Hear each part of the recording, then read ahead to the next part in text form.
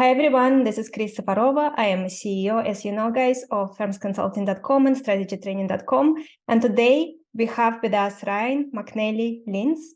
Ryan is an associate director of the Yale Center for Faith and Culture and co-author of a book called Life Worth Living. And don't switch to the next podcast because it is not about strategy. There is a connection here, and it is an important topic, and it's all will make sense as you continue listening. Welcome, Ryan. So great to have you with us. Thanks so much for the opportunity to talk with you. Ryan, so let's start from just setting some context. So now you are Associate Director of the Yale Center for Faith and Culture. How did you end up doing this work? I was an undergraduate at Dartmouth, and I was a political science and economics major, and I kept running into these questions that I couldn't avoid. These questions not simply about how the world works, but about how the world should be, about what kind of world we should be hoping for and working towards together. And this led me to study theology. And so I went to Yale Divinity School to work with Miroslav Volf, the director of the Yale Center for Faith and Culture.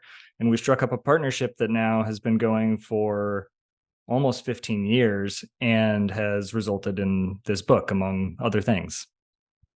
And of course, Life Worth Living came out as a result of very, very popular course you guys have at Yale. Could you speak a little more about that?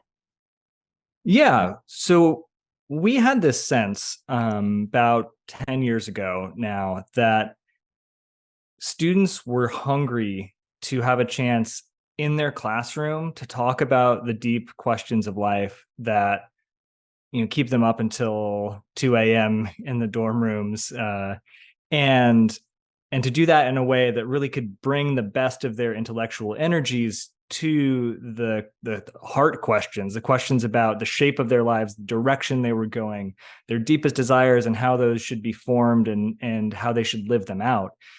And so we started to design this course to try to interact with these great religious and philosophical texts and thinkers who can give us a sense for the terrain of questions that we need to ask if we're going to discern for ourselves what we believe matters most in life, what we believe is the kind of life that's most truly worth living. And of course, the way we are primed by culture and so on in universities right now is to go from A to B and not to ask ourselves why we're actually going to point B. Is it actually the right point to go to? And this is kind of actually a great place to start tying in for everyone listening. Why we're talking about this topic on Strategy Skills podcast? What is the connection? So let's explore this. Yeah, so I think there are two steps, and the first step is captured by this aphorism from the great German philosopher Friedrich Nietzsche. He says, "If you have your why in life, you can get along with almost any how." And that underscores the importance of purpose, of the sort of things we talk about when we talk about mission or vision. What's driving our actions and where are we trying to go? But Nietzsche only gets at one level. The first level is figuring out your why. The second level is to realize that not every why is equally worthy of your investment. You have a certain dignity as a human being, a deep value, and you're going to invest that somewhere. That's just what your life is. It's an investment of who you are, and you can invest it poorly. So it's not just about having any why. It's about really sifting and seeing whether the whys that are driving your life are worth it. That is so true. And many people, even in my audience, in our audience, Strategy Skills podcast, but also broader firms consulting, we have clients who are asking themselves this question, and we help clients to get to the core of why. But what are some of the things that you found that work to help your students and readers get to an answer? The first thing we need to do is get used to the kind of question this is. So we distinguish between four modes of existence, one of which is just reflex, We do what we do because that's what we do. And this can be a very good place to live. That's what it's like to be in a state of flow. You're just in it. You're not asking questions. But then there are three kinds of questions you might ask. One is how to be more effective at getting where you're going. That's a kind of strategy question at its core, right? That's the heart of strategy. The next set of questions is about self-awareness. What is it that you really want? Where do you really want to be going? And then the third set of questions, the deepest layer, is what's really worth wanting. And getting used to asking that kind of worth question is the first step. The next step is to break that monumentally huge question down into littler bits that you have at least some chance of getting some traction with. So let's maybe give an example, because I think that the way you explained, you already took someone on a journey and it started getting easier for them to figure out, okay, what is worth wanting? But then let's break it down a little more for them. So maybe we can take an actual example. Let's say somebody, so if we take some of the common listeners of Strategy Skills podcast, it will be someone who is quite senior within a very large organization. They're managing a large team. They have a family, they have children, they have a spouse, they're supporting their family, extended family. And they are a leader. They're a leader at work, they're a leader at home, they're a leader for the extended family as well. So how would they start breaking down what is worth wanting question? Yeah, a great question for somebody in a position like that is to ask, at the deepest level, who do you answer to? Who in the world, or transcending the world, if you believe in God, for example, has the authority to point to you and say, no, Chris, I think you've made a misstep. I think you're failing to live up to the standards you should be living to. This is a question about responsibility. To whom are you responsible? And when you've reached a position of leadership, that becomes complicated. Oftentimes, we can rely on sort of social structures where we have real accountability straight to an obvious, say, in an employment situation, to a boss. And we say, as far as this job is concerned, mostly I'm accountable to that person. But at the leadership level, you've really got to ask, no, fundamentally, where does that responsibility lie? And who am I trying to whose judgment am I trying to live up to in this life that I'm living, in this organization that I'm leading? Another question you might ask is, what's worth hoping for? What kind of success is genuinely good? Is it simply more of the kind of success that we've had? Is it just for us? Should we be hoping for our firm's success, or is there a broader horizon of hope that we need to have, such that we're hoping not just for success in our projects of some kind, but to really see a change in the world that matters for a lot of different people, even people we've never met, people we haven't even thought about? That is very true. And I think that another very interesting area to discuss is what I think keeps people back from asking themselves this question, what is a life worth living? And questions as important as this one is they believe that it is their individual question. Yeah. And it can feel lonely, right? If I'm out on an island here trying to figure out the meaning of life, it is decidedly above your pay grade, no matter how high your pay grade is. And one of the things that's great about how we do this in the Yale class is we're bringing together two different kinds of groups of people. We have a group of contemporaries, of peers, right? People who share a certain feature of life, that they're at Yale together. And so they know each other, they know what they're going through at some level.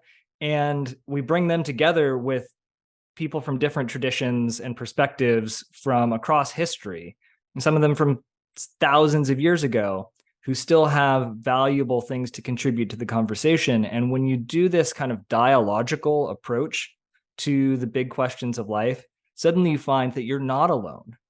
And it's a way where you have more company here than when you're spending your time trying to figure out what you want. because that's like looking in, and right, who's better at looking in than you are, because it's you. But when it's this question of worth, then everybody is a potential partner in the process. Ryan, and could you give us some examples? I know you have some phenomenal examples to share. Yeah, what kind of examples would you like to hear of some of the perspectives we bring in, some of the conversations we have with our students? I'm happy to share whatever you'd like to hear. Yes, absolutely. So I was specifically thinking of examples from history, examples of big thinkers from the past. Yeah. So here's one that I think is really interesting because it escapes us most of the time. This question seems pretty like it has an obvious answer. How does a good life feel? It seems like the answer is a good life feels good. And there's a really rigorous philosophical tradition called utilitarianism that says just that. And then it builds a very profound ethical system off of that and can be very orienting in life. The question, though, is whether it's true. And you can go back to say there are these texts about ancient Buddhist nuns, the kind of first generation of women who encounter the Buddha and think this is the way of life. This is the truth. And one of them, there's a story where she's going out to the woods to meditate, and this sleazy guy comes up to her and starts hitting on her and trying to convince her that what she should be doing with her life is living in a palace with him, enjoying like all sorts of different kinds of pleasures and everything. And she just says, that's what you take as pleasure is not for me. There's something totally different. I don't think a good life feels like that. In fact, a good life is a sort of unattachment to that. This is a totally different way of thinking about the question of how a good life feels than what we ordinarily think.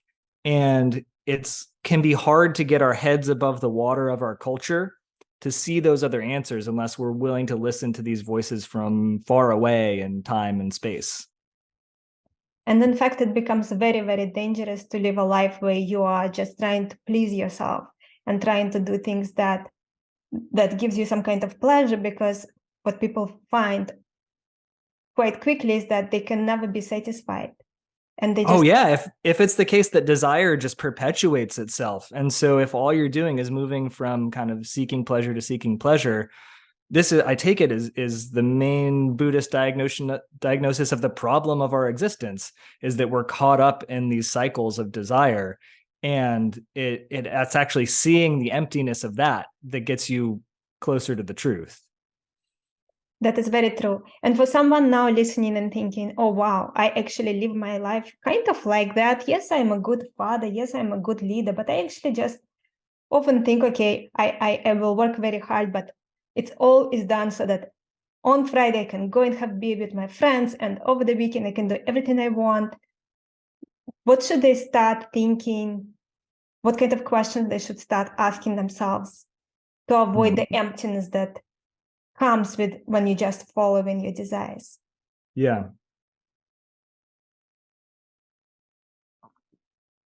So one danger in having that realization is that you then throw yourself from that sort of life into a kind of obsessive workaholism. You can switch from just trying to fulfill immediate desires and the simple pleasures or whatever, to a kind of fanatical obsession with achievement. But that is going to lead potentially to the same place. Just because something looks important to begin with doesn't mean that it's going to hold up under scrutiny. There are lots and lots of things that our culture and our colleagues tell us are important that I think, with a little bit of reflection, come to look trivial. And I'm glad that you mentioned obsession with achievement, because for my clients, for people listening to this podcast, this is very close to heart. And this is the reason why they are here in their point in life, but this is the reason why I am here in my point in life, and why I can be able to have this podcast with you and this conversation with you from the starting point of my life. This obsession with not with achievement, but with contribution, with being able to go up and up and up. So this is actually very, very relevant for our audience, because we have, when I'm doing mentoring calls over the weekend with clients, I don't need to tell them that they need to focus on getting the results that we're discussing and taking steps that we're discussing. I need to make sure that they're getting some rest so they don't burn out, and so that they still invest in time with their family and the children and so on. So for someone who is very driven and working themselves to the maximum for decades, what would you recommend they include in their life to have a more happy life? Yeah. That is more worth living. So one practice that we study each year in the Life Worth Living class at Yale is the Jewish practice of Sabbath. And most Orthodox Jews won't claim that non-Jews should take up Sabbath. It's not something that they're recommending as a kind of, you must do this in order to live well. And it can be dangerous to yank it out of its context and say, oh yeah, I can do Sabbath even though I don't think that God said I need to. But with all those caveats, I still think there's something profoundly important for our students, and could be for your listeners, in encountering a kind of rest that's not actually about rejuvenating so you can get back on the horse and ride harder and faster tomorrow, but a kind of rest that is about celebrating a goodness that is given to you rather than achieved by you, that is recognizing that you did not make everything, that your contributions, real and important though they are not the be-all and end-all of existence. And in fact, most of what there is something that you have received and is worth celebrating regardless of whether you built it or not. That is very true. One of the practices in my life is I have a daily walk. I just go for a walk and I just pay attention to, I just completely alone with nature. Sometimes I take a walk with someone else, but still it is this meditative experience and connection to the broader universe and the world and all the nature around us. And of course, we did not create it. We're just part of it. And it is definitely very, very powerful in centering you and helping you live much more worthwhile life, because your life has this aspect of stepping away from all the busyness of the day and just coming back to being grateful for everything that we have as humans around us that we never had to create, but we enjoy every day. Yeah, I think gratitude sometimes gets cheapened. It gets turned into a trick for feeling better. But from my own personal perspective, I believe it's one of the most fundamentally important stances that we can take toward the world around us. And I think anyone who really takes the time to go for a walk, you will notice that all the stress will start melting away. You will start just, you go into a different mindset. And it's very, very therapeutic. And it's also very, very, it's great for insights as well. You get amazing insights for your work, for how you can serve the world better. So what are, by the way, your practices? How do you celebrate life versus just researching? Yeah, I mean, I'm still very much practicing, trying to get better at these sort of things. So I'm a Christian theologian, and so a lot of my practices are connected to my church community and the sort of practices that I've received from this tradition. Things like prayer, things like what we call worship, which is kind of directing a sort of praise towards God that that doesn't really depend entirely on what God has done for you. It's just because it's fitting and good. I also take walks. I think those are very important. And I don't know if I'd call it a practice exactly, but being present with my kids is immensely valuable in reminding me that that who I am is substantially more important than what I achieve in almost every respect. Ryan, and with raising children, at what age you start sharing with them this type of thinking, and how do you introduce it, and how our listeners can introduce it for their children? Oh, that's such a great question. My experience is that most children will find their way into it. They will start asking big questions at bedtime really early on. And so the key is not to squelch it. And my own temptation to squelch it is from a sort of fear that if we let the questions keep on going, I won't have an answer. And what I need to have for them is an answer.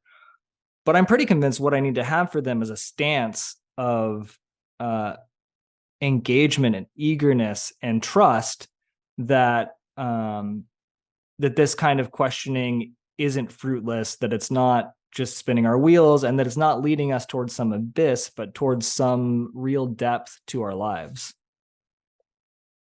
Do you remember any of the questions that were particularly interesting, stood out for you? Oh, I should have these just like ready to go. But I don't. I'm sorry. I just don't have a good one right on the tip of my tongue. That's okay. And from what, so your recommendation would be to wait for kids to start asking those questions, not bring it up. Yeah, I think there can be, I suffer from the tendency to want to kind of treat my kids as like a training project, right? Or like I need to design the curriculum and then walk them through it. But again, I think it's best treated as a matter of responsiveness. I believe these are deeply human questions, and so most kids at some point when they're ready are going to start coming to it. Maybe something happens in life, right? Maybe there's the death of a grandparent or something like that starts to spark questions for kids. And if you have been with them and stayed with them long enough, just comfortably, they'll bring those questions to you, and then that's the moment to dig in, and again, not to get scared or to try to shut it down, but to let that conversation blossom and see where it goes. Ryan, and when you managing the class and the course, what are some areas where you feel those are areas where students usually have these aha moments and they start having a shift in how they see the world, see their life? That's great. It's very hard to predict. It differs from year to year and student to student because they all come from different perspectives, and they all wind up making different judgments about what it is that really matters. Very often it happens in conversation between students. So it's a question that one student will ask another. One other thing that maybe is a common thread is we take students on a retreat, just a day-long couple of sessions where we get to know each other as human beings, not as kind of seminar participants who maybe are trying to just sound really smart or, do the normal classroom stuff. And it's almost always the case that somebody will tell a story in that setting that shifts somebody else's perspective and it sticks with them, and it comes back up over the course of the semester. Well, I've said all that, but I do really think the Sabbath thing, that blows people's minds pretty much every year. So since you brought it up second time, let's dive in a little bit. For someone who is not familiar, let's say they were Christian all their life, they know that they have colleagues that cannot work on Friday evening and on Saturday, but beyond that, they don't really know what to do. So would you just recommend that people just have a rule for themselves? They don't work on Friday at the sunset, and then they don't work on Saturday until the sun set? Yeah. it's hard if you're not part of the community that receives this as a commandment from God for that community. It can feel like you're trying to make it up on your own. I think it works best if you can gather a few people to do something like this together, so that you can know that there's somebody else with you in it. And then you've got to ask questions like technology use, right? Is the kind of rest that I'm looking for the kind that I can get from switching from email on my phone to Netflix on my phone? Or am I looking for a different kind of rest? Maybe do I need to turn the phone off for a whole period of time? Whether it's a full 24 hours or you start smaller, I think some sort of blocked time for rest could be really important. And rest, again, that's not just about making it so you feel better to work harder tomorrow, but so that you are rejoicing in things that you didn't achieve. And I can definitely see the value. I remember one time I was in a especially heavy work period. And my friend said, the only way you're gonna rest is if electricity went off, and you will run out of the battery eventually on your computer. And then therefore you will not be able to read anything, it's evening. And the electricity went off right after that. Oh my goodness. It's so interesting. And then the computer, of course, ran out of battery, and I didn't want it to use all the battery because I didn't knew how long we will have no electricity. So eventually, I just closed it to keep it just in case, some kind of light source at least. And then it was an incredible experience because I could just sit down on a rug and just there was no option of doing any work, or even reading, or doing anything, or doing writing, unless you can write in the dark. I can definitely see the value, but forcing yourself to do it on a weekly basis. That's why having commitment with other people, right? We're going to do this together. That can really, really help a lot. Definitely. Have you tried doing something like this for yourself? So my co-author, Matt Crosman, has, and I have consistently failed. I'll be honest. My wife and I will talk about it periodically, and there's always some kind of excuse for why we can't really do it during that 24 hours, or, it should probably start after the kids' basketball practice. And then, well, after the basketball practice, we got to do this, that, and the other thing. So look, I'm not speaking here from a place of great personal moral authority. What I'm saying is what I've seen in other people's lives and what I'm hoping for my own. Yes, I have definitely seen it as well. For people who practice like that, it is very effective. And I even heard feedback like, that's the only reason I'm alive, because otherwise I would be working all the time. To rest. So I feel that this is such an important conversation, but for many people, it feels that we are hovering around some core, but we are not going to the core. So I'm trying to think about how we get to the core, and maybe we can start with some examples of answers. What is a life worth living? Yeah. So I can give a couple of examples with a couple of caveats. I need to be responsible here. These are going to be broad brushstrokes. I'm going to be washing out all sorts of important distinctions and nuances and things of that sort, and complexities, just to try to paint a picture for what, at the broadest level, the kind of answer might look for. So one might be a life of fidelity, of faithfulness to a community or a mission, and where that mission comes from and what that community is. Those are really, really, really important questions, right? That's going to change. I think you could read certain texts in the Chinese Confucian tradition in this sort of way, that there's the good life is about harmonizing with the way of the world, and about a kind of faithful participation in those rhythms, such that what you're looking to do is to analyze the roles in your life, mother, sister, boss, right? And to think about what do those roles require of me to do well in a way that harmonizes with the rest of the society and the world around me.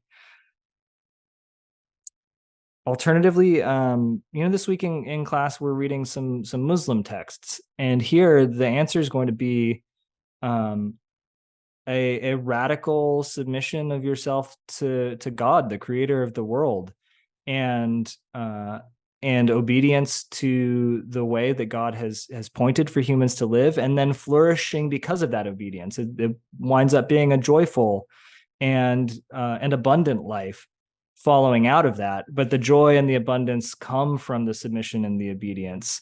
And that's really different from the sort of utilitarian perspective I presented before, which is to say the thing that matters is how people and animals feel. And so the good life is a life that feels good, but the moral life is a life that helps as many people feel as good as possible. And I don't know, these are really big sketches, and it's the hard thing is you've got to have answers to these at the implicit level or the explicit level. So if you're sitting there thinking this is too abstract, there's no way I can do it, the problem is you've already done it. You already do have a kind of implicit sense for what it is that really matters. And the trouble is that if you notice what that implicit sense is, you might not be willing to ratify it. You might not be willing to say, I agree with my own sense of what matters. And that's the value of this reflection. It might not give you a really easy answer. It might not give you like a 5-word statement of the good life, but it'll help you get towards something that you believe is sturdier than wherever you are unreflectively right now. Ryan, and as a person who is so heavily focused on this question of what is a life worth living, you wrote a book on it, you teaching a course on it. Do you still, I wonder about your journey, how that clarity in your head was changing as you were going through the journey. And after that, I would love to discuss where you are now. Yeah. So I can't tell this story in any way that that doesn't focus around Christian faith. So I hope it's kind of okay as an example of how this goes. For me, I grew up in a household that went to church, and it was a pretty good church, as far as I can tell, and as far as I experienced it. I knew from an early age that things often went very awry with Christianity, that there was a kind of prideful way to do it, and a kind of arrogant sense that you had it all figured out. And I reacted really negatively to that, and still do. And so my path of questioning left from there, but it came back relatively quickly. I started to feel like the world was, that there is something deep and rich in the world that bespeaks a love that is behind it, and that makes all of the tragedy and horrible stuff in the world show up as tragic and horrible. The goodness, this is how my co-author Miroslav talks about it. The goodness is primordial. Goodness comes first. It's fundamental. And all of the badness only shows up that way with that background of goodness. Only because human lives are valuable does the loss of a human life hurt, and is it a bad thing. And I started to just have something like this sense and couldn't shake it. And I would look at the person of Jesus and say, that looks like the kind of love that I perceive in the world. And so I got back, I suppose I just kind of stayed involved in Christian communities. And one of the amazing things about them is they're always really imperfect. And there's a constant sense that we don't have what it takes to live up to the kind of perfection that would be a life most truly worth living. But that there is a grace there at all times for it. And that to me is what undergirds all of this process of questioning. I have a basic trust that that we won't be lost in my questioning, that there's a worthiness there, and it's a matter of discovery, not a matter of kind of like hoping and wishing that maybe it's out there somewhere. It's a matter of uncovering of that worthiness. This is a kind of abstract way of putting a story. I'm a kind of an abstract guy, but is it connecting? Is it telling you the sort of arc that you were hoping to hear? Yes, Ryan, it is very helpful. And I wonder, now that you have been doing this work for a while, are there still questions there that you are trying to answer for yourself? Yeah, there are always questions. I mean, some of the times the questions for me are just, is any of this at all credible? Like, does it make any sense? Is it all believable? One question that sticks with me a lot these days is how should we respond when we fail to live the kind of life we believe we ought to live? Because my experience of my own life is that I'm falling short a lot of the time in one way or another. And it's hard not to fall into cycles of kind of unproductive self-recrimination. And it's also hard not to just excuse yourself all the time and pretend like because you can't seem to get it right means that it's not worth trying.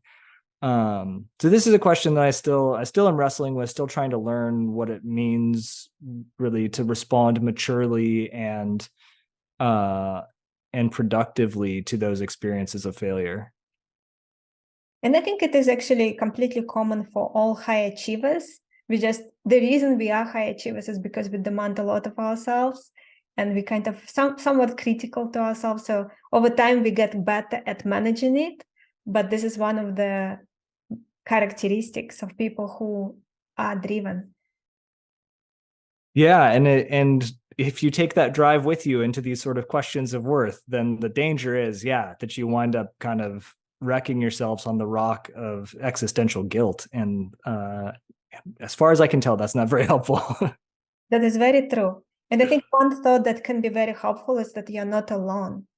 You're not alone asking those questions. We should be asking those questions together. Precisely. And there are so many social scripts that we have that keep us from going to this level, even in relationships where it would be appropriate and meaningful and wonderful. And one barrier where there can be a tendency to think that is a college classroom couldn't possibly be a place where you have these questions on the table as matters of common pursuit of truth. Because to respect each other's differences, surely we need to leave this kind of question off to the side. But I think one thing that we have, honestly, a little bit to our own surprise, discovered is that you can. It keeps being possible to have these conversations. And that gives me hope for all sorts of other contexts, whether it's certain kinds of work contexts or just, our friendships, to push a little deeper and to go into these questions of worth and to find that they'll deepen our relationships and deepen our lives. Ryan, and since you study this topic, there's one question that some of my clients are struggling with, and therefore broader community struggles with, so closer clients that I mentor closely, and therefore broader community struggles with. And I get feedback as well from broader community, sometimes related to that question. And that is for someone who is very driven, and they're usually in a situation where they are responsible not just for themselves, but for the extended family, because those are usually people who go far beyond from the place where they were supposed to be in terms of where they were born and what was lining up for them. They broke out orbit, but now they pull in the family with them. And the question they're asking is, should I have children? Can I even have children? Because then it will slow me down. I will not be able to do what I need to do. I was wondering if you have any advice on that. I mean, this is one of the most profoundly personal questions that you can ask. Nobody can answer it for you. So it's a very serious thing to venture any comments here. I have found in my own life that having children crystallized a truth about the world that is very important to have in front of me, which is that life exceeds me, that there is no such thing as meeting all the demands, having everything under control. It is fundamentally the case that not everything is in your control. And having children, for me, one of the experiences was, I had a lot of stuff together, right? And now there is a beautiful embodied token of the fact that no, I didn't have everything together. That was kind of a mirage. And so one reason you might fear having children is, because it will make it so I can't keep everything together. And I think my sense is it will show you that you never could. And so that's not a good reason not to have children. There are plenty of good reasons not to have children, I'm sure. But that one, I would think, in my experience, that one rings a little hollow. That is such an interesting answer, very interesting perspective, that you actually, it's a mirage, that you have everything in control. Yeah, I mean, at any time, everything could come crashing down, regardless of your best efforts, and to live with the illusion of control is, I think, a potentially very dangerous thing, because it can get us obsessed with control and make us kind of controlling people, to where we're trying to shape the world in a way according to our will, just to keep us feeling secure and in control. And there's so much better ways to live than that. And that is so interesting that our question about children brought us to this conversation about control, because I feel that it is also close to the core of this discussion. And life worth living, in that life, you need to feel free. And when you're trying to control everything, you're not free. Oh, that's a really good insight. That's really important, because one of our default ways of thinking about freedom is control. That we're free when we can do what we want, when we want, how we want, and that the world kind of responds accordingly. But there is, I think, often underneath that a kind of captivity to control, a way that we are not able to receive well. There's a classic there's classic Jewish text that talks about how so the story of the giving of the law to the Jewish people on Mount Sinai. Famously, Moses comes down the hill with the law written on 2 stone tablets, right? And then it breaks the tablets, but that's a different story. The word for engraved there can be read 2 different ways. It can be read as engraved or as freedom. And the rabbis will point out that the kind of receiving of this law is actually a giving of freedom, because freedom isn't a matter of control over your own life, but of living in response to the deepest reality of things. For someone who now listening to this thinking, I'm so glad Chris told me not to switch to another podcast, to the next session, and actually listen to this, and they realizing now I'm actually trying to control everything in my life. I'm controlling everything. What's some of the things they can start doing to become free? Oh, that is a great question.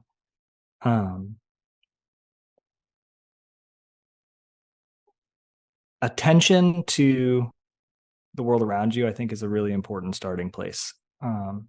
attention in a way that is genuinely receptive of what's there, and curious, questioning, wondering about it all, can be, at least in my life, when I get kind of narrowed in and kind of zeroed in on what I'm doing, I've got to get my projects done. This is where it's all about. To have something jar me out and draw me into its reality, which is other than mine. And so it's go for a walk. That is a great practice that you've got. Preferably go for that walk without earbuds in for a podcast, even a good one like this, or your phone, or take your Fitbit off so you're not getting your steps counted. Right? It's not but just to kind of attend to the world that goes so far beyond all of your desires and all of the things that you're trying to achieve and all of your control. I agree.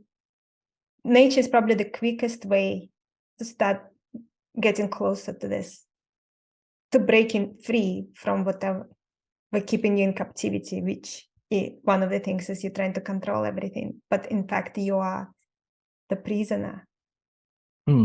Yeah, that's great. Ryan, and over the last few years of doing this work, what were 2-3 aha moments, realizations that really stood out for you, that you felt that those were bigger shifts in how you look at the world?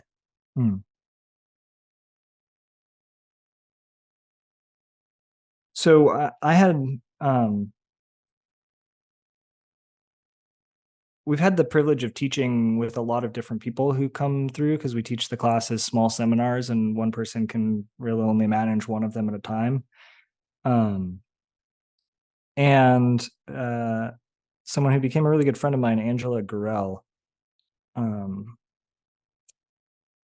went through just a horrible period of loss right at the beginning of teaching Life Worth Living. She's written about it in her book called The Gravity of Joy, which is spectacular. And Angela told the story on her last day in class of and receiving some of this horrible news of loss, and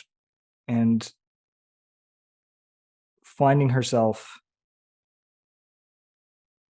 just kind of bereft. And she told the students, I hope you get a vision of a life worth living that will sustain you in the moments when you're down on the pavement. I hope you'll get a vision of a life worth living that will anchor you when your life is a storm. And, I've lived a pretty privileged life. Things have gone really well for me. And to be reminded that this isn't a game. It's not something that is just intellectual curiosities, but is at the beating heart of our lives, was really important to me, because there's always a risk in doing this kind of work that you just do it for the sake of doing it. It becomes your thing, right? What an awful shtick to have if your shtick were the life worth living shtick, right? And so that stands to me as a kind of testament to doing this right, which is to say, treating it with the gravity that it deserves. Very, very true. And I wish that every university would have a course like that, not only undergraduate, but also graduate level, because obviously some people missed already the undergraduate level for graduate. And the reminder. I've been privileged enough to teach some School of Management students at Yale, and it's so wonderful to have folks who are right in the thick of learning the kind of cutting edge of strategic thinking, but are also dedicating some of their time to this real profound reflection on the whys and what kind of whys are really worth investing their lives in. Ryan, was there anything that you wish I asked you, but I didn't?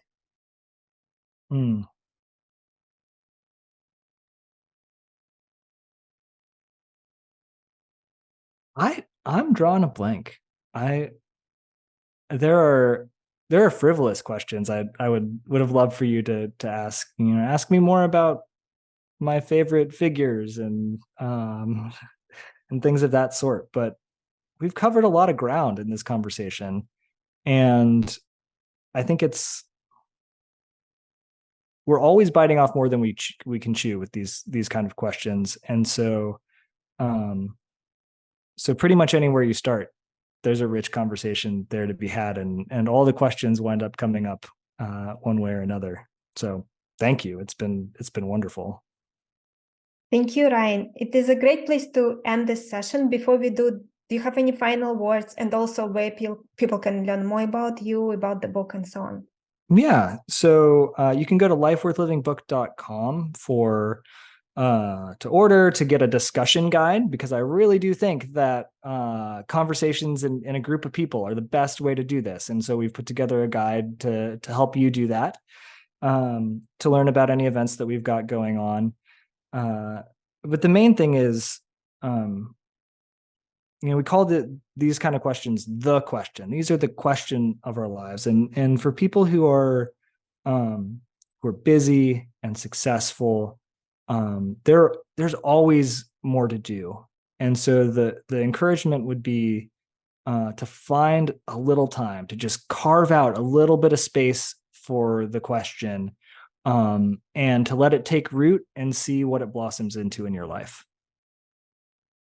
It is very, very powerful to find the time. And I would say that you don't even need to, the way our brain works is sometimes we ask a question and then we do other things and the answers start coming. So you just want Precisely. to plant the seeds, start planting the seeds. Think about it when you're having a shower. I always tell my clients, use opportunities you have.